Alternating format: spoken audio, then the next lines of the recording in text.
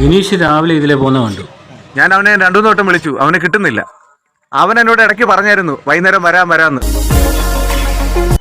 ഒരുത്തം വരുത്, ഒരു മണിക്കും പോണ്ടല്ലോ. ഇവരൊക്കെ ഇങ്ങനെയൊക്കെ നടന്നാ ഞാൻ എന്തെങ്കിലും പൈസ കൊടുക്കും. എടാ ഇവരൊക്കെ കുറവാ സംഘത്തിന്റെ ആൾക്കാരാ. എടാ സാബുവേ, 4 മണിക്ക് വരാന്ന് പറഞ്ഞവനാ ഇപ്പളാ വരുന്നേ. ഇതേതാടാ പുതിയ കമ്പനി പിച്ചക്കാരൻ? നീ ഇല്ലാത്തൊരു പകരം വന്നാ കേട്ടോ. ആരും നിൽക്കാൻ വയ്യ.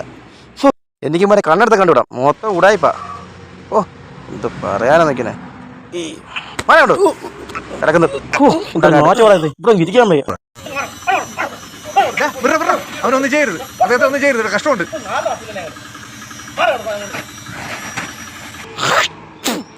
എന്തിനാണ് മിണ്ടാപ്പുറയുടെ മുഖത്ത് കുപ്പ് ചെയ്തത്? നിനക്ക് പാവം കിട്ടൂടാ. കൊറോണ സമയത്ത് ഇവർക്ക് എവിടെ ആയിരുന്നു? ഒറ്റ ഇവിടെ ഇല്ലായിരുന്നല്ലോ. ഇവർക്ക് താന്നു പോയോ കൊറോണ സമയത്ത്?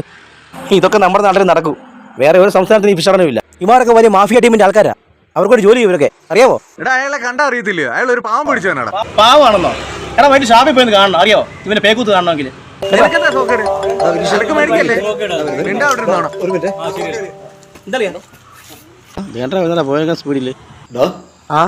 നിന്റെ ഫോൺ എന്തി? എടാ അത് വീട്ടിൽ ചാർജ് ചെയ്തിട്ടേക്കുവാ. നിന്റെ അച്ഛനോ? എങ്ങനെ വിടില്ല. എന്താടാ? നിന്നെ വിളിച്ചിട്ട് കിട്ടഞ്ഞിട്ട് പെങ്ങൾ എന്നെ വിളിച്ചായിരുന്നു.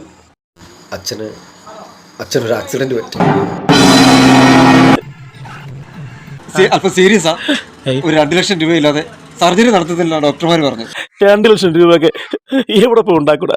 എവിടെന്നെങ്കിലും കുറച്ച് പൈസ കിട്ടുമോ നോക്കട്ടെ. ഞാൻ ഇപ്പൊ വരാം. നീ ഒന്ന് വന്നേ. നീ കരയാതെ